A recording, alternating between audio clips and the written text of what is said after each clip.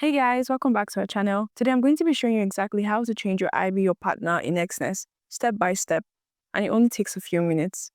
So usually, Exness does not let you change your IB directly from the app or dashboard once the account is active. But if your account has no trading history, you can request a change manually. To get into it, open the Exness app or website and log in, just as you can see here. We're also using a demo account to keep things safe. Now, tap the profile at the bottom right corner, scroll down and you'll see the chat icon. Choose live chat and ask to change your partner IB code.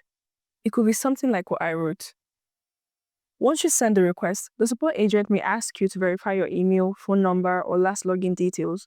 Just provide them and wait for confirmation. Note that if you haven't traded yet, they'll change your IB in minutes. But if it's otherwise, it likely won't be possible. After that, you'll be directed to Partner Change to indicate the reason for the change and the new partner's link. You don't need to fill the space for where you found your partner and comment. Click Submit, get your verification code and wait for the change. And that's how you change your IB on Exness. If this video helped, don't forget to like, subscribe and drop your questions in the comments. Catch you in the next video.